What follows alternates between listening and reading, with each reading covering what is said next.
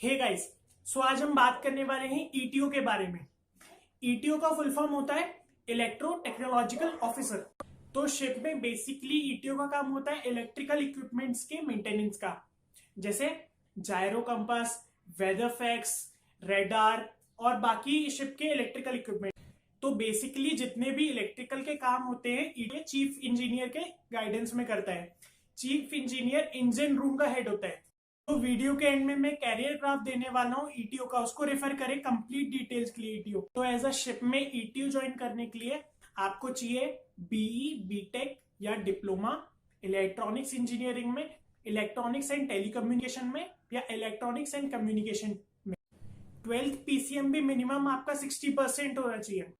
तो बात करें एज लिमिट की, तो ईटीओ कोर्स ज्वाइन करने की एज होती है 35 ईयर्स तक। Next coming to eyesight, तो आपको दोनों आईज में 6/12 और 6/12 चाहिए विदाउट विजुअल एड्स और विदाउट कलर ब्लाइंडनेस।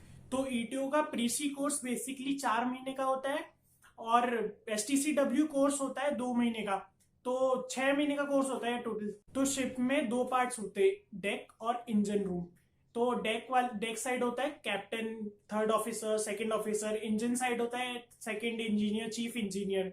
ये ईटीओ की जॉब होती है ना, ये खाली डेक या इंजन रूम तक लिमिटेड नहीं होती, ये दोनों को कनेक्ट करती है। आपको डेक के साइड भी इलेक्ट्रिक इक्विपमेंट्स देखने हैं और इंजन साइड के भी सारे इलेक्ट्रिकल इक्विपमेंट्स देखने हैं। तो नेक्स्ट आते हैं एंट्रेंस टेस्ट के बारे में।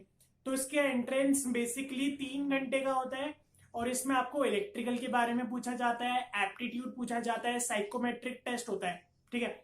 फिर उसके बाद होता है आपका इंटरव्यू, जो कैप्टन या इंजीनियर लेता है कॉलेज का। नेक्स्ट है प्रमोशन। तो शिप में ईटीओ का प्रमोशन नहीं होता है क्योंकि शिप में सिर्फ एक ही इलेक्ट्रिकल ऑफिसर चाहिए रहता है, पर एज अ एक्सपीरियंस जैसे जैसे आपको मिलता रहता है ना, तो वैसे आपकी सैलरी बढ़ती रहती है। So next coming to top colleges for ETO course. So मैं रिकमेंड करूंगा first Anglo Eastern Maritime Academy, second International Maritime Institute, third है समुद्र इंस्टीट्यूट। तो ईटीओ कोर्स में स्पॉन्सरशिप नहीं होती है, तो मैं रिकमेंड करूंगा कि आप किसी कंपनी के इंस्टीट्यूट से ही कोर्स करें ईटीओ का। नेक्स्ट बात करते हैं कोर्स फीस की। तो इस कोर्स की फीस होती है 2 लाख टू 5 लाख के बीच में, पर जैसे आप कंपनी के इंस्टीट्यूट्स में जाएंगे तो ये ज्यादा होगी क्योंकि वहां आपको एक जॉब की एश्योरिटी। अगर आपको प्रमोशन चाहिए तो आप ईटीओ का कोर्स कर लो, उसके बाद अपना सफिशिएंट सी टाइम कंप्लीट कर लो, उसके बाद आप क्लास 4 का एग्जाम दे सकते हो। तो उसके बाद आप 4th engineer, 3rd engineer, 2nd engineer करके आप एक दिन चीफ इंजीनियर बन सकते हो। तो आपको इंटरेस्ट है इलेक्ट्रॉनिक इक्विपमेंट्स में और शिप में जाने में, तो ये कोर्स बेस्ट है क्योंकि इसमें आप as a ETO single officer जाओगे शिप में, इलेक्ट्रिकल ऑफिसर, तो आपको सीखने को बहुत मिलेगा इसके बाद। तो नेक्स्ट जो वीडियो आने वाली है वो आने वाली ग्रेजुएट मरीन इंजीनियरिंग, जीएमई के बारे में।